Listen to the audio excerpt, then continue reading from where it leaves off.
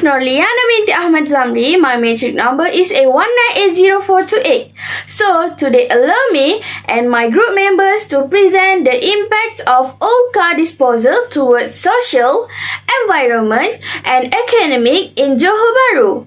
Before I continue my part, I would like to introduce my group member first.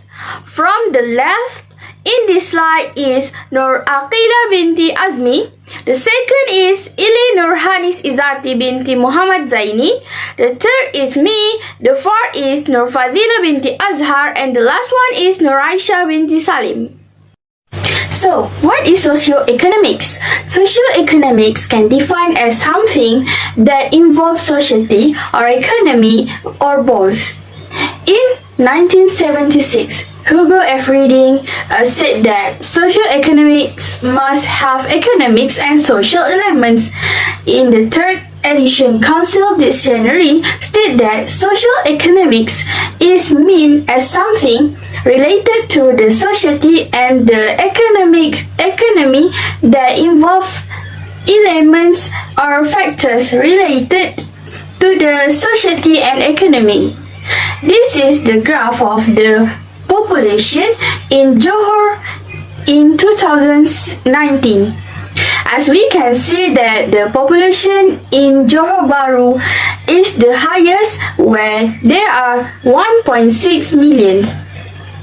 This is the map showing the economic activities carried out in each district in Johor.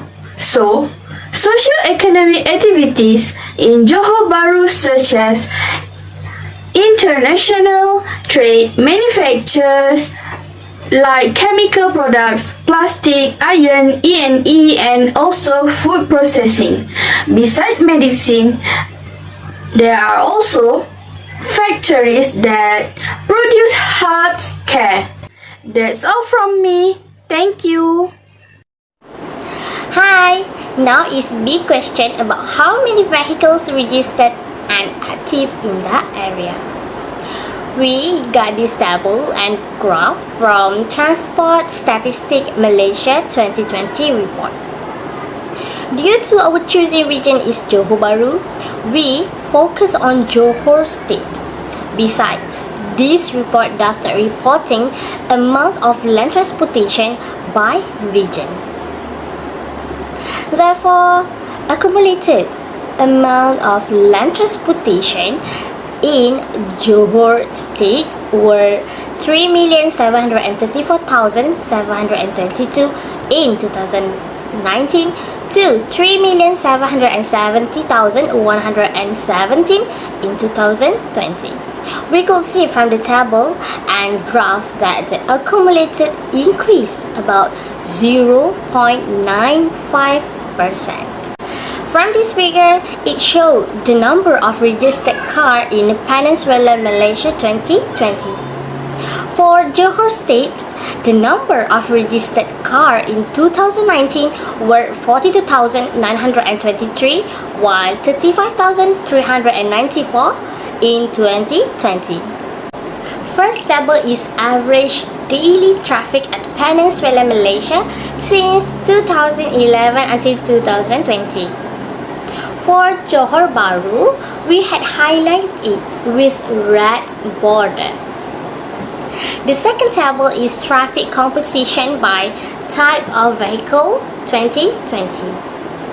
The type of vehicle are car or taxi, light lorry, medium lorry, heavy lorry, bus and motorcycle. In 16 hours traffic from Johor Bahru to Kulai, it was 77,841 vehicles. It is contained 72.9% of car or taxi, 3.6% of light lorry, 6.7% of medium lorry, 1.2% of heavy lorry, 4.9% of bus, and 10.7% of motorcycle.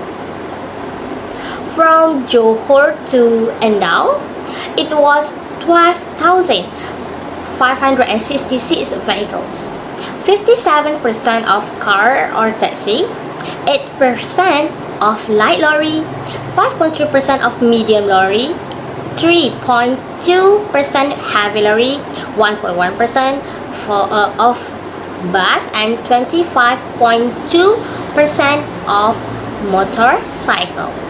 That's all from me. Thank you. Hi, Assalamualaikum. My name is Nur Akila binti Azmi. My metric number is A18044. Okay, now I will present congestion level in Johor Bahru. Johor data was reported at 3,680,533 units in September 2018.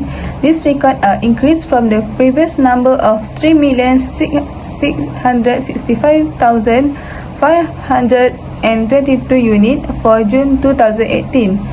Malaysia number of motor vehicle. Johor data is updated quarterly, average 2,237,234 units from June 1996 to September 2018, with 88 observations. The data reached an all-time high of 3,680,533 units in September 2018 and a record low of 995,570 units in June 1996. Malaysia number of motor vehicle Johor data remain activity status in CEIC and is reported by Malaysia Automotive Association. Pada pandangan saya, polis itu saya tidak setuju dengan polis itu sebab bagi saya kalau loan kereta sekarang pun sudah 9 tahun. So takkanlah lepas habis loan je kita dah kena ambil loan baru kan. So kalau pampasan tu kena dengan polis itu, saya rasa boleh kot. Saya masih dalam setuju dengan tidak setuju. Assalamualaikum Kak.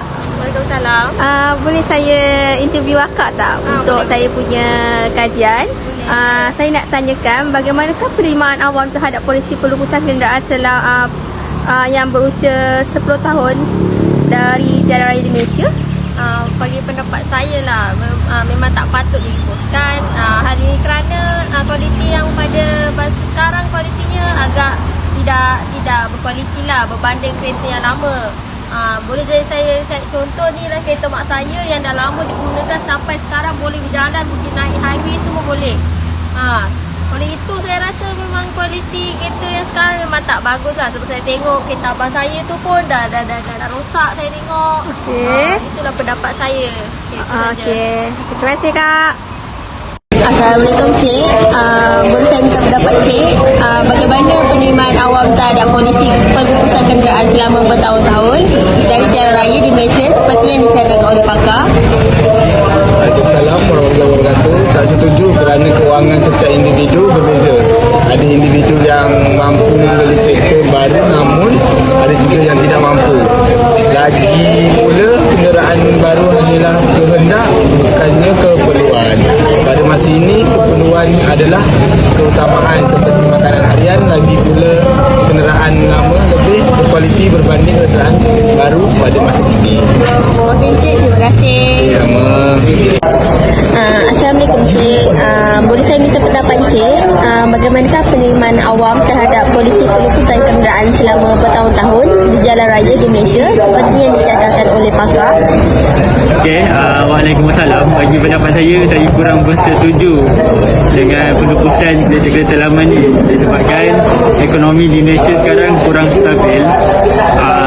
Pendapatan rakyat hanya cukup makan untuk memberi barang keperluannya, dan juga bahkan harga ayam, harga minyak akan naik pada bulan 7 ni.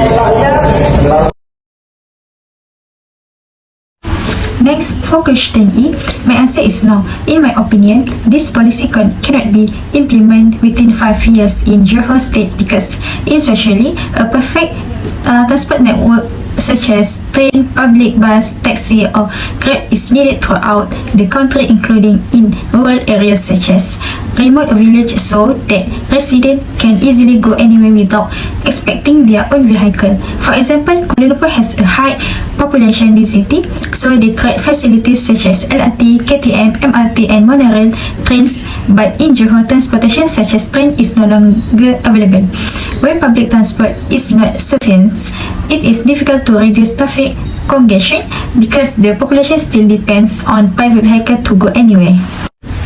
Through environmental factors, when car disposal is carried out, it will burden people if their home areas does not have a public transport network and live in remote areas. Usually, public transport such as cheap last mile public transport from home to bus or train station does not exist in all places, especially in remote areas, and many need private vehicle to send and pick up children from school located far from home. Therefore, reducing the number of vehicles is indeed the best answer to the problem of traffic congestion. But if the problem of public transport is not solved, users have no other choice but to continue using their respective vehicle. From an economic point of view, solidarity of all car lovers among those strongly opposed to the policy of scrapping old cars is the group of all antique and classic car owners. Such cars are part of the automotive industry, not only boost the domestic economy but also preserve the historical value of the country. For example, Proton Saga car. Next, corporate and capitalist power. All car scrapping policy will force many companies to overhaul their respective expenses. Taxi company operators, for example, need to replace their vehicle every 10 to 12 years. Similarly, other companies don't count private or government. The most affected are, of course, companies that deal with logistic services, security and courier such as post, police, army and others. That's all from us. Thank you.